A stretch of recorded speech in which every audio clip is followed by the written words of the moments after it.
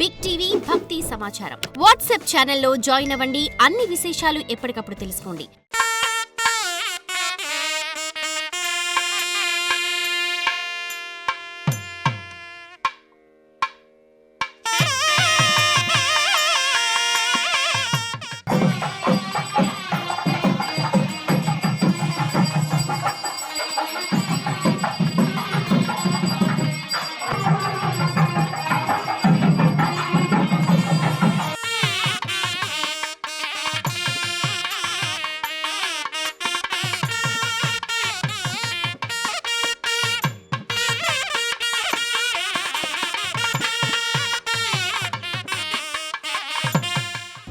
అమ్మవారిని ధ్యానం చేసుకుంటూ అర్చన చేస్తూ ఉండాలండి.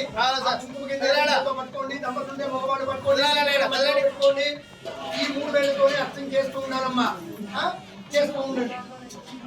ఏం మాత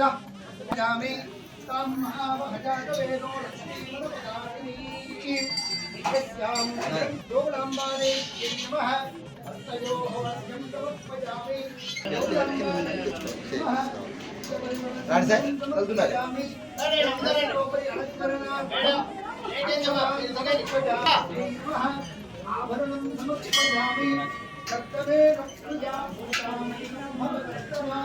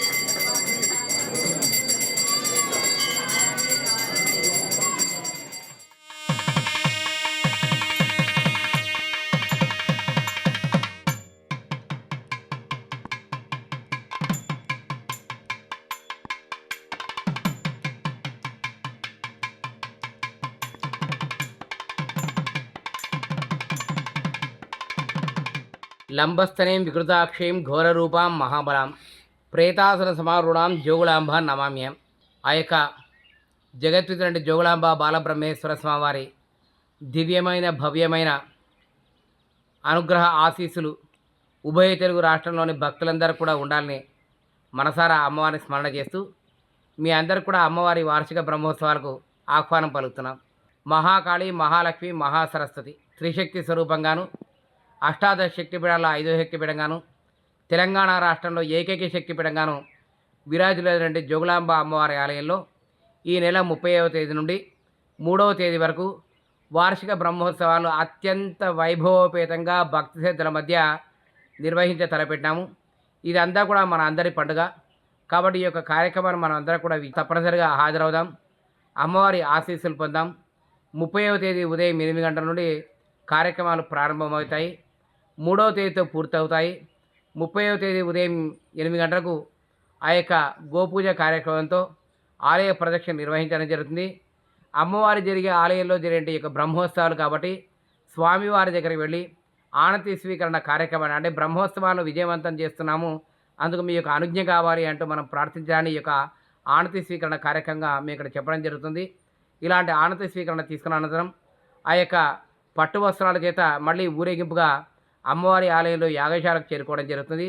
యాగశాలలో గణపతి పూజ, పుణ్యాహవాచన, మహాకలశస్థాపన, ఋత్వీకరణ వంటి కార్యక్రమాలు కూడా ఉంటాయి. అదేవిధంగా అదే రోజు సాయంత్రం అంకురారోపణ కార్యక్రమం ఉంటుంది, ధ్వజారోహణ కార్యక్రమం ఉంటుంది. ఇక మరుసటి రోజు నుంచి యాగశాలలో ఆ యొక్క సర్వతోభద్ర మండలి అనేకమంట ఆ యొక్క దేవతా మండపాలకు ప్రతిరోజు త్రికాల సమయంలో పూజా కార్యక్రమాలు, అదేవిధంగా పవమాన సూక్త హోమాలు, పారాయణాలు, అదేవిధంగా దేవీ సప్తశతి పారాయణాలు, చండీ హోమాలు కూడా నిర్వహించడం జరుగుతుంది. బలిహరణ కార్యక్రమాలు కూడా ఉంటాయి ఆలయం చుట్టూ. ఇలా 2వ తేదీ వరకు కార్యక్రమాలు నిర్విరంగా జరుగుతూనే ఉంటాయి. 3వ తేదీ కార్యక్రమాల ముగింపులో భాగంగా ఇంపుగా యాగశాలలో ప్రతిరోజు జరుగుతున్న కార్యక్రమాలకు పరిసమాప్తి పలుకుతూ పూర్ణాహుతి కార్యక్రమాన్ని సమర్పణ చేయడం జరుగుతుంది. అనంతరం అక్కడ ప్రతిష్ఠించినటువంటి ఆ యొక్క మహాకాళి, మహాలక్ష్మి, మహాసరస్వతి, త్రిశక్తి స్వరూపమైన ఆ యొక్క కలశాలను ఉద్వాసన గావించిన అనంతరం ఆలయ ప్రాంగణంలోనే సహస్ర ఘటాభిషేకాల పేరిట 1000 కలశాలతో ఆ యొక్క సప్త నదీ మాతలు ఆ యొక్క నదీ జలాలు, పుణ్య నదీ జలాలు కూడా అందులో నిక్షిప్తం జరుగుతుంది.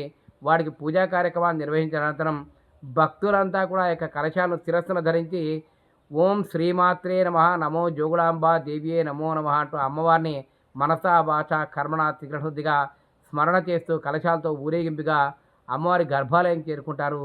గర్భాలయంలో భక్తులందరినీ అనుగ్రహించడానికి సిద్ధంగా ఉన్నటువంటి ఆ యొక్క జోగులాంబ అమ్మవారి పైన ఏకవస్త్రాన్ని సమర్పణ చేసి భక్తులు తీసుకొచ్చిన ఆ యొక్క పుణ్యనదీ జలాలతో అమ్మవారికి అభిషేకాది కార్యక్రమాన్ని నిర్వహిస్తాం.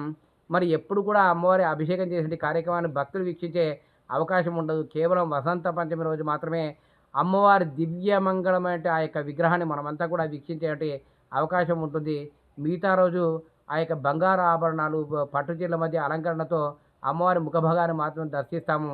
నగసిక పర్యంతం అమ్మవారి ఆ యొక్క దివ్యమంగళ విగ్రహాన్ని దర్శించినటువంటి భాగ్యం కేవలం వసంత పంచమి రోజు మాత్రమే భక్తులకు వీక్షించే అవకాశం ఉంటుంది. కాబట్టి దీన్ని మనం నిజరూప దర్శనంగా మనం భావిస్తున్నాము. కాబట్టి ఈ యొక్క నిజరూప దర్శనం రోజు అమ్మవారిని మనం దర్శనం చేసుకొని మనసా వాచ కర్మణ త్రికృతిగా మనం ఎలాంటి కోరికలు కోరినా అమ్మవారు తదాస్తు అంటూ అనుగ్రహించడానికి సిద్ధంగా ఉంటుంది. కాబట్టి ఈ యొక్క కార్యక్రమాన్ని వీక్షించేందుకు ఉభయ తెలుగు రాష్ట్రంలోని ప్రజలంతా కూడా దేశ విదేశాల్లో ఉండేటువంటి భక్తులు కూడా సాధ్యమైనంత వరకు ఆ రోజు అమ్మవారిని దర్శించేటువంటి ప్రయత్నం చేస్తానని మీ అందరినీ మరొకసారి ఆహ్వానిస్తూ ఓం శ్రీమాత్రే నమః. For more videos like this, subscribe Big TV channel.